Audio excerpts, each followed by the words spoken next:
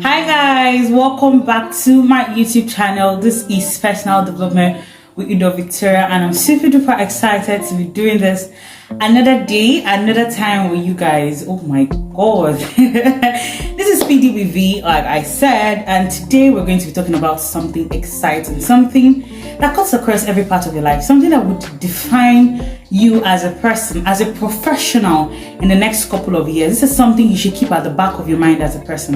And what are we talking about? Simple professional media, social media etiquettes that you should observe as a person in your relationship with people, your relationship with your boss, your relationship with people at your workplace. It is very important that you observe this etiquette. And in today's video, I'll be telling you some of the things you do, you think it's not bad, but it's absolutely a no-no for any young professional. Let's get right into this video, guys.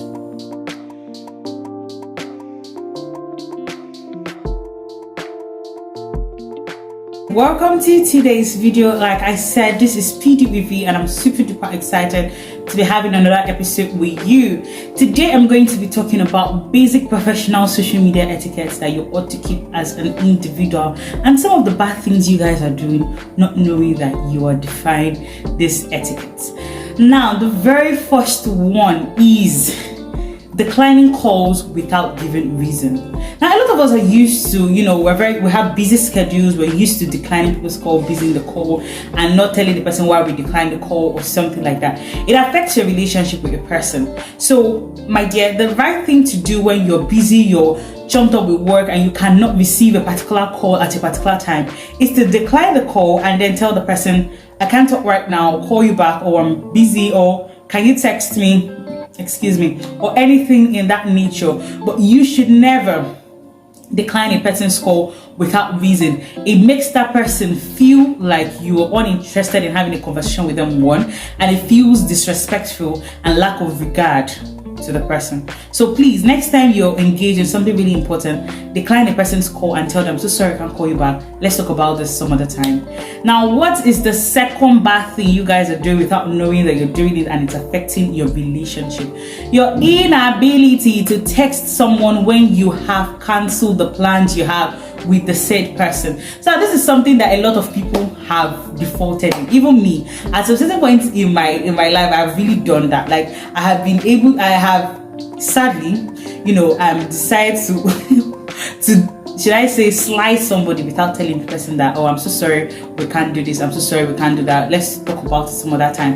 And it's part of the things you really need to check on. If for whatever reasons you're unable to keep up to your plans that you have with somebody, you're unable to keep up with what you promised the person that you would do, my dear, what is the best thing for you to do is to ensure that you tell the person, I'm sorry, I can't keep up to our plans, let's work towards doing this some other time, or let's do this some other time. Don't just out blankly tell the person I'm uninterested, or you just cancel on the person without giving reasons, and then the next day when the person decides to exclude you from their plans or exclude you from whatever project it is they were working on, you begin to ask yourself whether you're not competent enough or whether you're not able to do this thing. And this transcribes to our work ethic as human beings.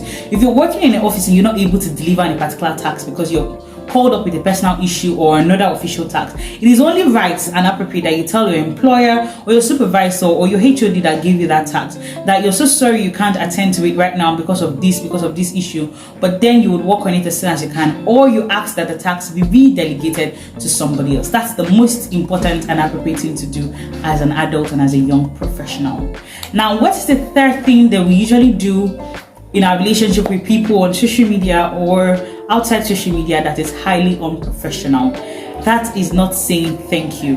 When you engage with someone in any activity whatsoever, or you ask and you indulge someone to carry out a task for you, or you ask the person to execute something for you, and you do not say thank you, that person feels unappreciated or underappreciated by you, and this leads to a strain in your relationship with this person.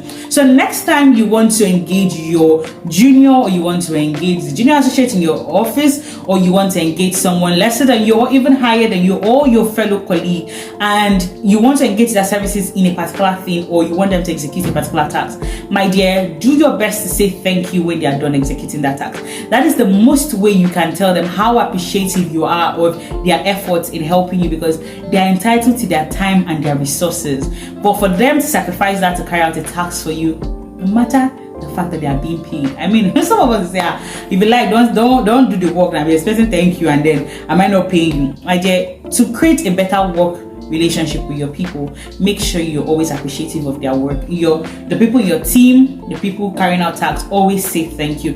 It really takes nothing for you to say thank you to anybody that's carrying out a particular task for you in your organization or your private life as a person. Say thank you. One thing that most of us do, and we don't even realize that we're doing it, is that we tend to exclude people and try to do it on our own. If you're working in a team or you have a relationship with people, try not to be the one-man squad. Try to engage people, delegate, ask them if they can do this. Be open to learning from them and be willing to teach them where they need to. All these things are things that we find ourselves not doing at certain points in our life, and we don't know that it's affecting our relationship with people. Try and appreciate people in your life. Try and show them how grateful you are that they're able to dedicate their time and their resources to you as your friend, as your colleague, as your teammate, whatever capacity they are serving. And don't underestimate these people, because they have every right to not be there at that point in time.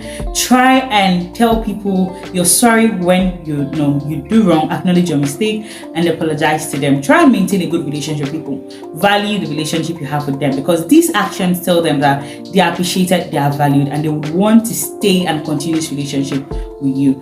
I hope you take these etiquettes to mind, or these simple things to mind, and you refrain from doing those things you do. Thank you so much for listening to today's video on personal development with Victoria, and until next time, this is Speedy with V. Don't forget to subscribe, don't forget to like, don't forget to comment on my YouTube channel. Until next time, guys, bye.